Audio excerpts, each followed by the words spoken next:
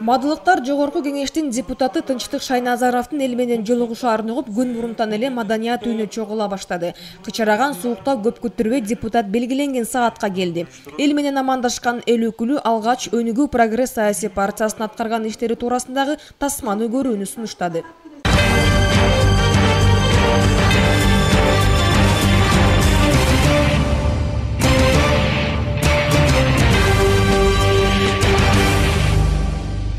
Өнүгүү Прогресс партиясы алгач саясий кыймыл катары түзүлүп, 2012 жылдын 1 февралында 1 съездде Өнүгүү саясий партиясын түзүү чечими кабыл алынган. Андан соң укук тармагында эмгектенип жүрүп, кандайча саясатка аралашкандыгы туурасында кеп баштаган депутат Өнүгүү Прогресс саясий партиясынын максаттары жөнүндө сөз учугун улады.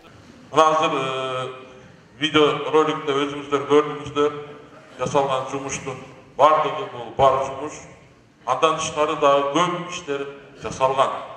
Эгерде анын бардыгын биз видеого түшүргөндө бир күн кечке отуруп көрүш керек эле да.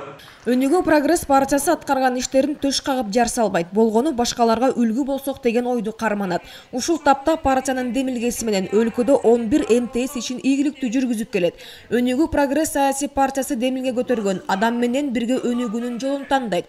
Бир эмес, ар тармакта максаттуу иштерди алдыга койгон партия куру сөз эмес, реалдуу программасы менен иш алып барат. Анын ичинде айыл чарбасына кошкон салым өзгөчө. Анткени баба дыйкан жер иштетип өзүн эле бакпастан өлкөнү азык-түлүк менен камсыз кылууда. Эми урматтуу туугандар, ойлоп көрүңүздөр. Бир трактордун баасы 1 миллион 200 миңден ашык.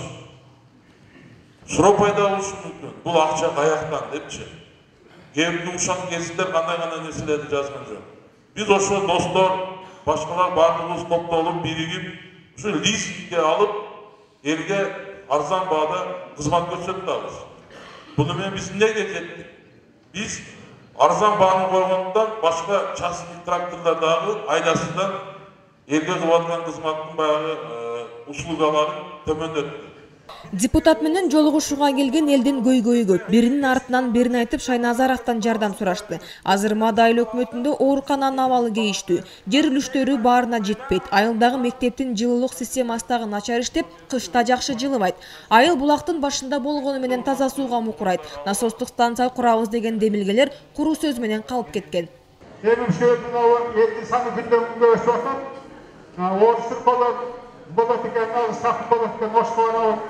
Колхозга келсек, колхозду батышта экен.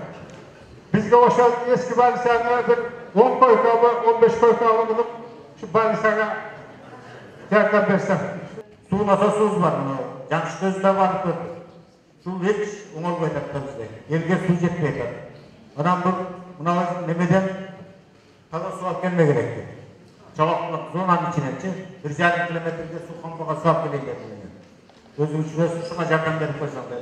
Боюнча биздин мебелдерибиз дагы эскирип, компьютер жетишпейт, мисалы биздин чоң мектепте эми ошону менен эле бирге биздин мектепте аябай суук. Артынан түшүп сөз берем. Мадыдагы больница боюнча бул ошо 2010-2011 жылы мен бул маселени көтөргөм. Башкы прокуратурага жиберип катты.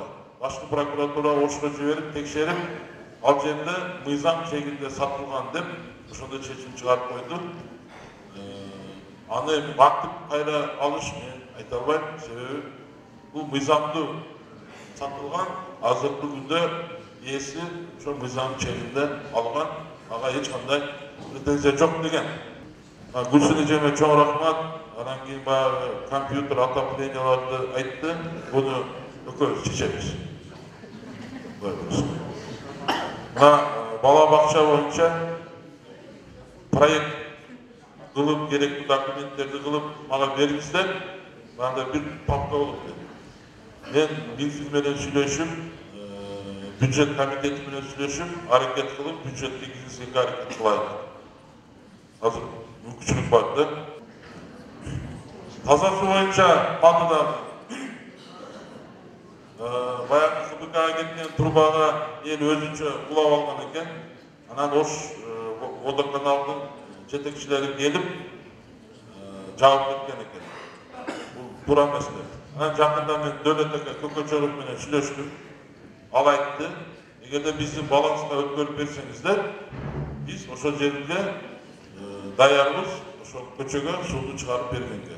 Мына Мадайыл өкмөтү биздин таза суу боюнча эң булактын башында турганыбыз менен бизде мына көп бир 11 айлыбызга мурда бир мындан 5-6 жыл мурда ушул таза суунун кампасын курабыз деген неме менен 80 миллион акча каралды деп элден акча топтолгон да. Ошол акчаларыбыз турат азыр. Бирок азыр ошол кампа курулбай элге суу жетпейт. Кээ биркисине ушу баш жактардагы гана элдер пайдаланат дагы. Мына айрыкча мына неменин борбордук Мадайыл өкмөтүнүн борбордук айылдарында вообще суу тартыш. Суу аябай бир айылдан токтоп калат, экинчи айылга жок. А болбосо ошол суунун башы эле биз булактын башыбыз. Ошол суудан кетип, мына шаардагы Манасата шаарчасы полный бизден барып туруп ошол камсыз болот.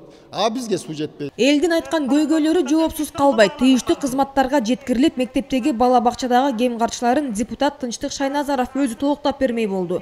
Өнүгүү прогресс саясий партиясы ар бир айылдын орчундуу проблемаларын чечип берүүгө умтулат. Анткени элеттеги абал партияны көп ойлондурат. Өлкөнү өнүктүрүү бул аймакты көтөрүүдөн башталат. Бирок